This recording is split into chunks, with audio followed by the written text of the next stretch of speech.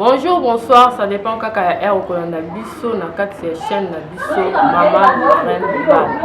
To s'abonner, to aimer, to partager, vraiment kozala malamu mingi. Ngai simple servante de l'Éternel, Maman Natacha Ngengu na ye lisusu kaka na kati ya émission na biso serviteur et son ministère. Lelo lisusu toyambi mosali na Nzambe serviteur de Dieu.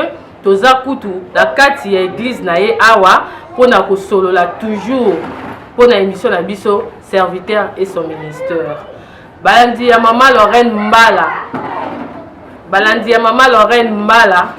Vraiment na kosenga bo s'abonner massivement brozala jamais dessus. Merci beaucoup na kosenga na cameraman na biso apanzela biso plateau. Koto mona mosali na Nzambe nini oto memeli bino lelo. Bonjour pasteur. Bonjour maman. Nga na yebi kombo na yo mais balandi na biso ya Maman Lorraine Mbala ba ko sepela pe ba yeba kombo na yo o se présenter o yebisa biso pe kombo ya église na yo. Merci beaucoup maman la privilège de sali ngai na le kanetano lelo. Je crois que kombo na ngai so na ko se présenter zali pasteur Damien Malonga nazali représenter église Oyo kombo na ngo mission évangélique Maranatha eza na Mombele, plus précisément na avenue Langalanga numéro 4 toza ko evre wana kombo église na biso mission évangélique Maranatha. Voilà un peu likamana kopé sa réponse à question tuningai. Merci beaucoup papa. Ah, on émission na biso ya serviteur et son ministère to solo la kakoye bandenge nini pasteur azwaki appel na ye et salamaki ndenge nini obotama ekambala moko pasteur to ezalaki ndenge nini yango wana biso na balandi ya Maman Lorraine Mbala to lingi to yeba ezalaki ndenge nini et salamaki ndenge nini obotama ekambala moko pasteur to ndenge nini. Merci beaucoup maman. Eza question moko eza motuya eza mozindo. Oui, so senga penza to le kana ko répondre. Na botama kiteka pasteur na kiti bonté. Kaka biso nyoso nde to zaki bilenge ba mama ko na biso na ba misa epa ya banoko to évoluer ki kuna to e kokoma na tango moko to longwe na église catholique nde to ya ko embrasser ba groupe de prière. Déjà parti ya 1982 ngana longoka déjà na kota banoko.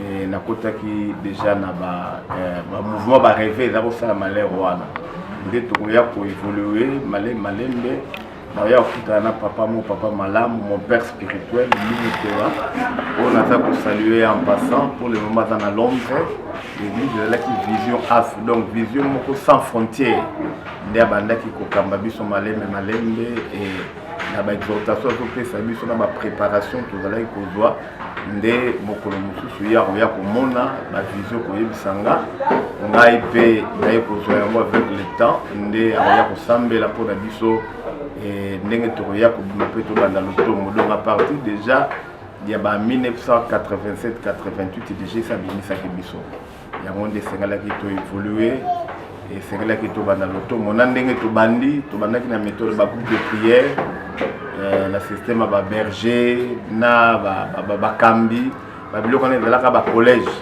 nde Nzambe après 2 ans ekofungola biso nde na ekobanda lotomo na 1994 nde tobanda église Maranatha kino lelo.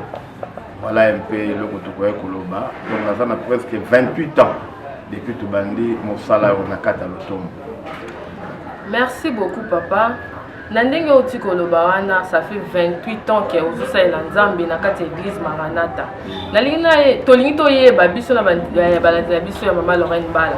Ndenge obeti lisolo wana pona yo eza appel ya Nzambe ou bien ezalaki par conviction ou bien ezalaka Nzambe alobelaki père spirituel nao nde yango pokotaki na mosala. Merci beaucoup maman et la question mo la kitoko. Omoni lelo mobulu ezozala na kati ya lotomo ezali parce que bato lisusu bakoti kaka bamusu baza azalaki na problème na mokambi na ye azalaki interprète azalaki motei mbala moko ake asali église biso Nzambe abengaki biso bongo te biso liboso ezalaki père spirituel azomona makambo aza koyebisa biso koloba likolo na biso bandoto nazomona ba vision ezolakisa lobi bokosalela Nzambe mais après quelque temps Nzambe ye moko mpe amimonisa epai na ngai ezalaka na retraite monene na époque wana nazwi première vision ngai moko nazomona basali baza ebele nga nazali kokamba kobeta masolo wana nakoki kobeta yango te nalekisaki yango mbala ya liboso mbala ya mibale nayoki koyoka esu mongongo moto wana koapparaître epa na ngai alobi bato wana baza na kati ya désordre alokwa filme alobi te ya bango nakofungola miso nga moko nakoki kocomprendre mais nakoki kobanda te nake nayebisi père spirituel na ngai nde alobi wi yo mpenza nzambe abengi yo naza su na ntina na franso ate aprie mpo na ngai me ngai nazalaki na mwa kobanga nazoyebisanga ntango na ye ekoki nde aye kolibere abondeli mpo na ngai donc eza par conviction te nzambe mpenza abenga biso mpona mosala oyo. Merci papa bandeko balandi ya mama Lorraine Mbala kolandi ndenge pasteur na biso Damien Malonga alobi eza par conviction te ye eza vraiment appel ya nzambe. Papa Tony toyeba lisusu na kati ya ministère na ndongo lobi 28 ans non, ça fait 28 ans que oza na ministère oyo ozokamba église ya Maranatha. Est-ce que au koyebisa biso don nini particulièrement au nzamba pesa na yo parce que toyebi ke na Bible eza na ba don ebele don ya prophétie ezali don ya parler à langue ya discernement tout ça don nini oyo particulier au nzamba takati. Merci beaucoup maman pour la question. Alors répondre nzambe tanga bengi mutu na lotomo ezaka na ba don ifo ko accompagner ba grâce. Menga depuis nazo salela nzambe pona nzela lotomo apesi plutôt boti pe bana baza ba pasteur bana baza ba évangéliste ba mfuna prophète par-ci par-là ndenge to libérer bango menga eloko nzambe asalela nga makasi apesa nga lokola don ezali don o eza ya guérison soki moto aza na makambo baza na nani tosambeli mpona ya kobika epuis na don ya interprétation ya basonge omoni même Joseph akomaka na bisiko akomaka ndenge toyebi na Égypte ezalaki à cause ya don wana interprétation basonge nga biloko ya mibale nzambe akabela ngango na ngolu na ye mpena mosala ezosalama mpe bato bazopambola biloko mibale oyo ekangami na lotongo na nga yango wana comme don. Voilà les camarades ça comme réponse. Donc vous en avez don la guérison, na don ya interprétation. Papa tolingi toyeba lisusu ministère na yo eza ministère nini? Merci beaucoup maman pour la question. Awa ndeza bisika bitumbe ezali tozomona ba théâtre na makambo ya nzambe surtout na mama ministère. Toyeba bato mosusu azalaka pasteur lelo moyo bakomobenga apôtre ere moko moni bazobenga ye docteur tozokomprendre te tozokende wapi nga nayebi ke nzambe apesaka moto ya ministère mibale nga bateyanga bongo mpe bible eza bongo ozotre apesa bango lokola c'est le Efésiens 4:11 nga naza pasteur navandi na lotomo wana nazosala mosala nandimi te na kochangeaka ministère mpe bamatisaka te donc na mokuse naza pasteur. Voilà ministère na pastoral. Merci beaucoup balandi ya mama Lorraine Mbala toyoki biso moko toza na 5 ministères na kati ya Bible. Donc nzamba pesi papa na biso lokola pasteur, évangéliste azali azosala ye pe musala na lolenge na ye, prophète azali, tout ça ezate ke ndeti tozomona lelo na ba église pasteur ye wana prophète ye wana soki nani non boyoki pasteur ye moko alobi ke non ye ministère na ye azali pasteur. Merci beaucoup papa tokomona biso ko chité na ebité soki liloba nini ya suko ko kozala nango po na émission oyo to pe conseil ko pesa na bana nzambe to na église corps du Christ.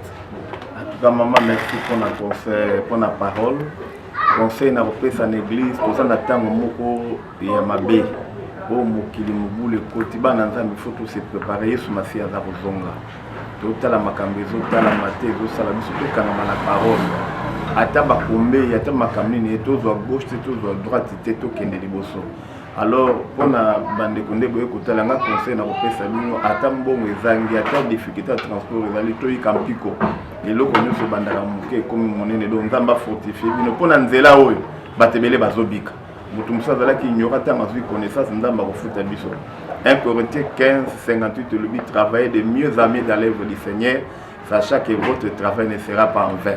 Ndenge biso toteyaka na église tozopanda sango malamu ndenge mpe bino bozopanda sango malamu awa lifuta ezali kolo azala na bino.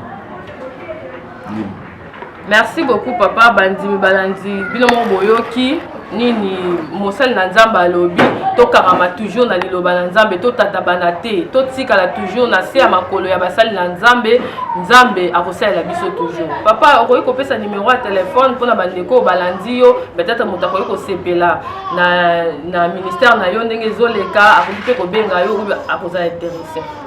Merci beaucoup maman. Nga téléphone na ngai na pesa yango pe mutu te. Nga mo na simba la téléphone na ngai. Bengi nga n'importe quelle heure. Soko moni lekite c'est que nazo sambela. Soki peut-être nazo sambela te peut-être cause la cam ko mais ezara. Téléphone est ouvert. Dans un deux numéros, premier numéro ezali 089 536 08. Deuxième numéro nanga ezali 090 38 52 312. Voilà mes deux numéros pour la contact. Merci beaucoup papa.